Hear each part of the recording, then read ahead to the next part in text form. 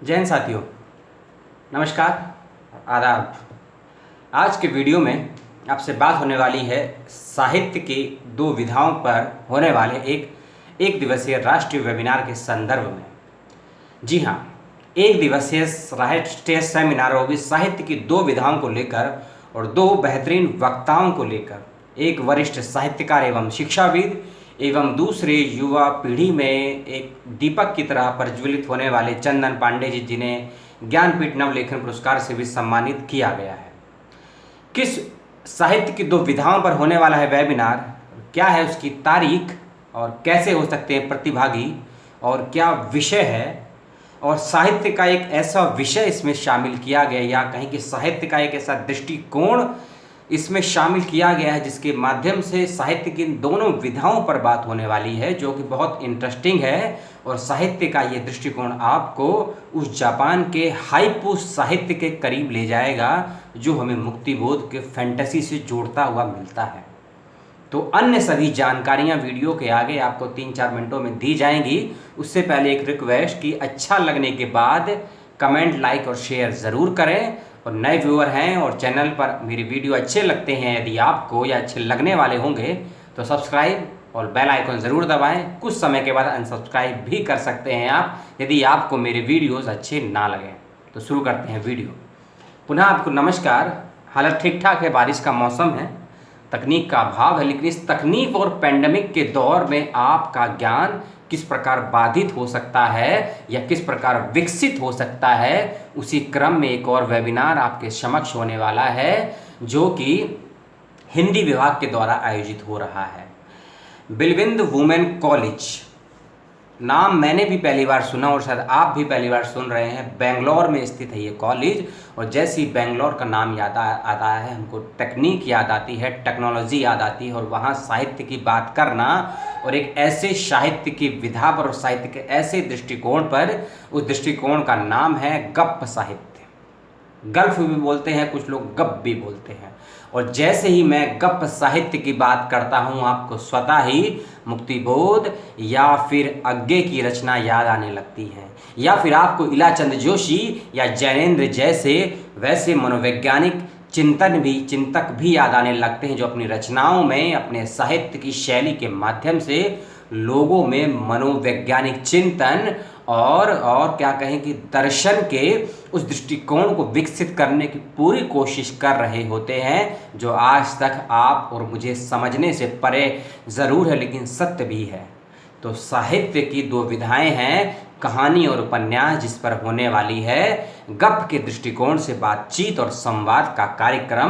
क्योंकि संवाद इस प्रकार कायम यदि नहीं होंगे तो साहित्य तो समाज का दर्पण कहा था बालमुकुंद गुप्त ने एक समय में, और रामचंद्र शुक्ल भी कुछ ना कुछ कहते आए हैं। तो यदि साहित्य से संवाद का लोप हो जाएगा, यदि साहित्य से संवाद के सभी दायरे खत्म कर दिए जाएंगे, तो आप समझ लीजिए, जान लीजिए, आप देश समाज दुनिया में लॉजिक के आधार पर, तर्क के आधार पर, विज्ञान के आधार पर और अध्यात्म और विज्ञान के मिक्स से यानी कि संयोजन से विकसित होने वाले एक दूसरे ही ओजस्वी और विकसित ज्ञान की कल्पना नहीं कर सकते हैं। तो गप साहित्य के दृष्टिकोण से कहानी और उपन्यासों पर होने वाली है चर्चा। डॉक्टर अहिल्या मिश्र वरिष्ठ साहित्यकार और शिक्षाविद हैं। इन मोहतरमा को आप सुनिए, शिक्षाविद होने के साथ साथ एक साहित्यकार भी है।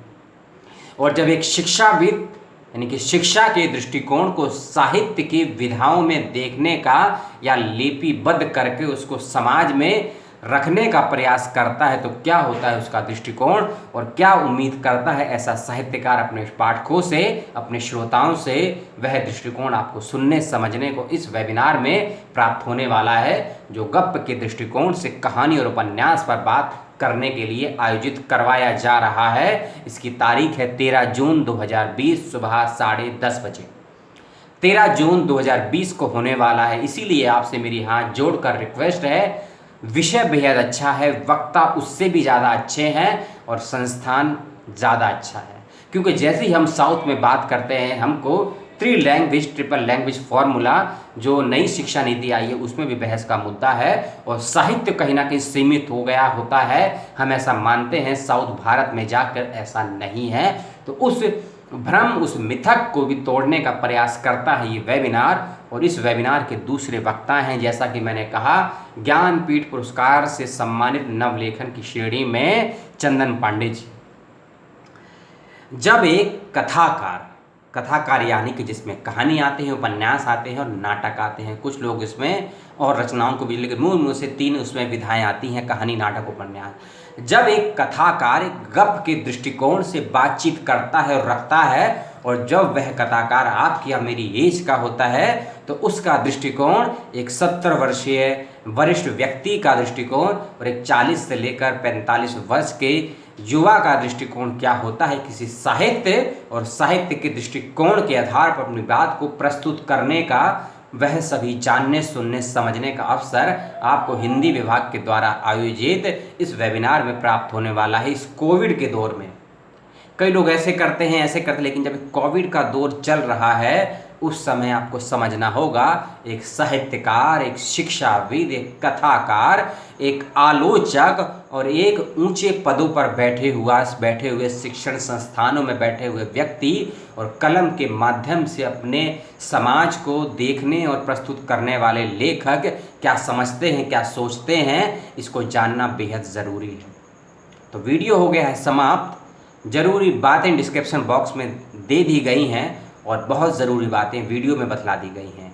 क्या है पूरा कॉन्सेप्ट, क्या है पूरा प्रारूप, किस विषय पर होने वाला है, वक्ता क्या है, संस्थान क्या है, दिनांक क्या है, और लिंक रजिस्ट्रेशन का डिस्क्रिप्शन बॉक्स में दे दिया गया है और अन्य लिंक भी डिस्क्रिप्शन बॉक्स में दे दिए गए हैं। कुछ समस्या यदि आती है किसी भी प्रकार की, तो मैं आपको एक फ़ोन नंबर दिया है डिस्क्रिप्शन बॉक्स में, विभागाध्यक्ष का है, हिंदी विभाग का, जिस शिक्षण संस्थान में ये हो रहा है, बलविंद वुमेन कॉलेज जो कि बेंगलोर में स्थित है, उसकी अध्यक्षा का, उनसे संपर्क कर सकते हैं। लेकिन आपको संपर्क की नौबत नहीं आएगी, क्योंकि सभी जानकारी आपको क्लियर से मैं प्रदान कर चुका हूँ।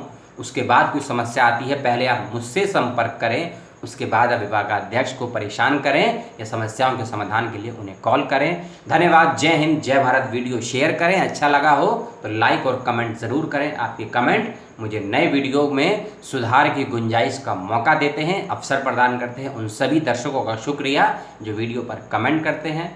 धन्यवाद। जय हिंद, जय भारत, सलाम इंडिया।